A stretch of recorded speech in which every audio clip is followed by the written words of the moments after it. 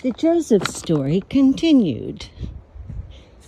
I think when I got the call, I was talking about, look, that's kind of a heart, right? See? Kind of. When I got the call that interrupted me, we were talking about Joseph, and he interpreted the dream and was in charge of everything in Egypt and all around. He stored up huge vaults everywhere. Now think about this. Where did he put the goods? And did he take any for himself? It said that the collection at the time of the famine, people began coming to him and he took money. Gold and mostly silver, I think, at that time. Then he said, okay, you need food. You don't have money. I'll take your livestock. Then, okay, you're out of livestock. I'll take your land. Okay, you're out of land. You'll be my bondsman. And that's how it went. Jacob arrived with the brothers, or Jacob didn't come on the first trip, but the brothers came and needed food, and they were really afraid that Joseph would recognize them. And he did, but he acted as though he didn't. And eventually put some kind of golden cup, which, could it have been the bull? Who knows? That would have been interesting, right? I have to check that out. I don't know if it'll work, but I'm going to figure it out. Anyway, so he put something in Benjamin's bag, and they find it, and they realize that he knows who they are. The entire time, he treated them well. And they ended up moving to Egypt, and Joseph was totally in control, and the Pharaoh was absolutely delighted with him. He had never had so much wealth, and he didn't mind sharing it with Joseph. The inventory was so great they didn't even keep control. So Joseph is putting things away.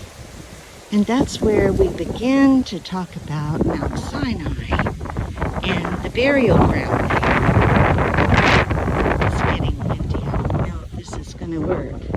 I might have to turn it off until I get out of this windy patch here.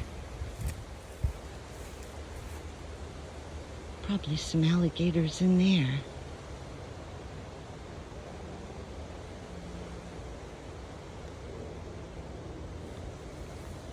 Okay, well, I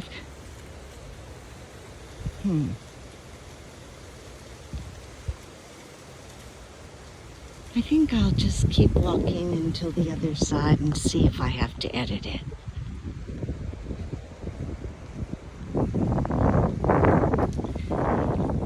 So there's some more information that I don't want to include here that Doug includes about the tombs and the mines and the land that he used and why and where, etc. But I think that comes better with another part of the story. So Joseph is all wealthy, and everyone from all around is indebted to him. Everyone but the Pharaoh. And the Pharaoh is incredibly happy. So then, what happened? That's a whole new part of the story. At that time, it looks as though Joseph was given a new name. I can't pronounce it, but I'll add it in here. And his Egyptian name was Sinmud. He ruled with Hatshepsut, which was a woman pharaoh, one of the few. And she was slick and sly like Joseph, and they made a good team. She dressed up like a man, even wearing the little beard when she was, out in public. And she and Joseph had a thing. It's funny because I've seen notes of graffiti on the side of the pyramid, and particularly on the side of Hatshepsut's tomb, which is huge and elaborate.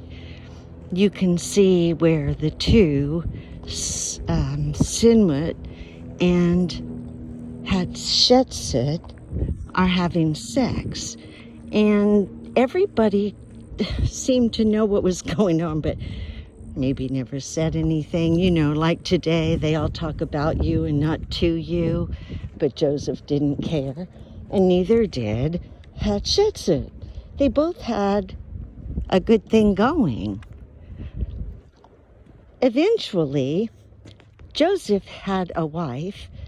Her name started with an A, and he had two children, Manasseh and Ephraim.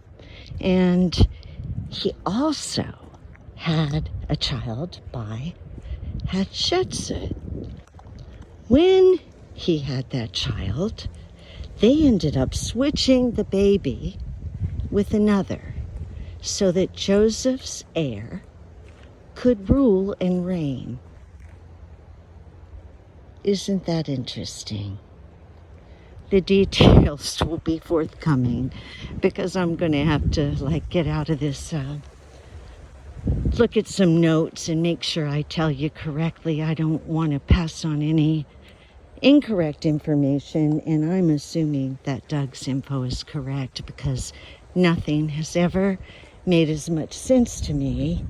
Nothing has ever properly reconciled the stories, and I continue to keep in mind that the Egyptian history is no less corrupted than our own.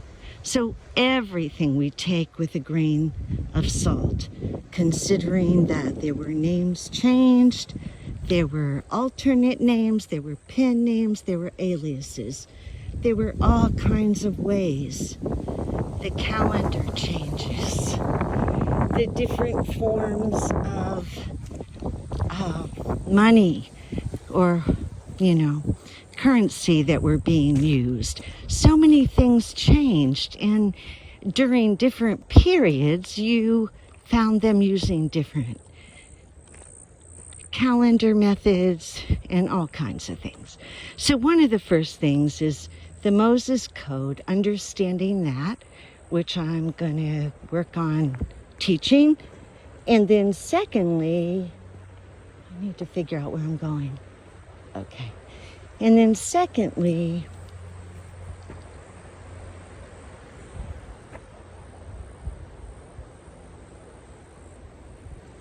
I think I came this way.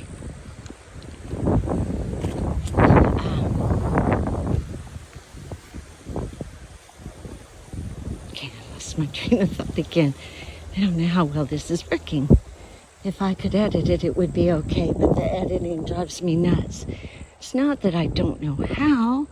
I can read instructions and I can figure things out on my own even better than the instructions.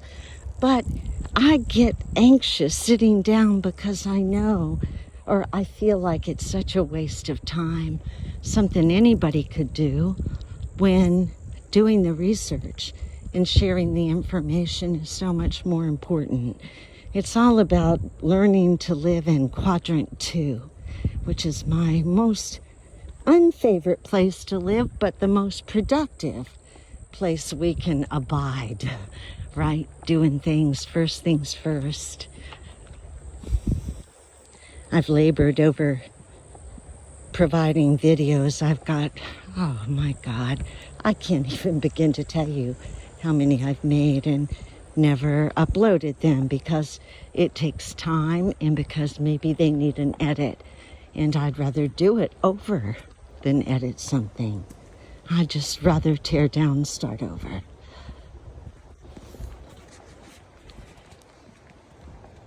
So the story of Joseph is very interesting, and what we find is that Joseph's two children, Manasseh and Ephraim, were added in as each a tribe when it should have been the tribe of Joseph. So why did that happen? And then when you look at Jacob, he gave blessings to each of his children. When you look at the children individually, you see that Benjamin was called not nice names and said that he was not to be trusted. And then Simeon, I can't remember the other one, that same. But I think Simeon was the only one that came out and admitted anything. At any rate, the generations that we know to be complete today are very few. And it is believed by Doug, and I concur, that Joseph set himself up. He was never entombed in the family tomb at Mount Sinai, although everyone else was. And at the time of Jacob's death, the Pharaoh and everyone just lauded Jacob, and the Canaanites said that everyone, that it was a wild affair, that everyone and anyone went to celebrate or to remember Jacob as a great man. So why then was Joseph the outcast later? He must have gotten found out. That's all we can figure. Or that's all I know to date. That's where I'm at. And as I get more, I'll provide more information. There's a very interesting part to all this about, I think it's Balzebron. And that was an old mining place for gold where Doug believes Joseph hid a lot of the wealth. And I've got some pictures and explanation of all that. But it connects this story perfectly. Now let's go back and think about Jacob again. Who was he? What kind of character was he? And do character traits get handed down? Maybe Jacob loved Joseph because he saw the same sly character in Joseph that he did himself. Because that certainly was the case. Jacob, if you remember correctly, says that he was a twin with Esau. Esau was born before him. However, when it came time for to be blessed, Jacob, with his mom's help, wrapped his arm in wool and put it before his father. And his father thought that it was Esau because Esau was hairy. And so he gave the blessing of the first son to Esau to Jacob when it should have been Esau. And that was the first evil switcheroo that we know about. Well, there were many, but with Jacob. Yeah, there were many. All kinds of lying and cheating going on. And I know that Mr. Greek Piso probably thought it was just a total riot. that all this evil, and he was using it to tell you that things were just wonderful. This almost looks like it's not real, doesn't it? Look at that. I think that has to be for me.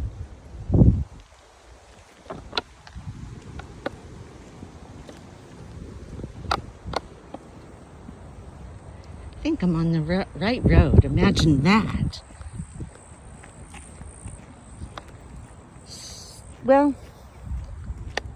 so a lot of things come to light, and putting the whole story together, the one thing that I'm not talking about here yet is the Piso writing of the New Testament. I think I can add quite a bit more to what Doug figured out, and I'm working on that. So I don't know if it's better to I think I'll give you maybe tomorrow what Doug says, and then add what maybe I found that kind of adds dimension to the picture, the things I figured out. I want to be true to Doug, but not without being true to myself. But I also don't want you to think that I've discovered something that Doug deserves to be credited with, which is his work was such a huge part of me being able to get mine together. Even though I had been working on it for a couple years before, well, I'd been working on it about maybe 1.5 to 2 years before I found Doug, and he pulled it together perfectly. And I felt like we were attached. We just thought the same way. And I don't mean to say that I was nearly as smart as he was. He was a brainiac. But what I mean is that he was equally as diverse in his thinking and in his passion as I am. And I conclude that I would never have pieced this story together had my personality not been what it is. It's only the fact that I am such a crazy ADD person that has allowed me to look at 1,000 things and make a connection where most people would study one thing at a time.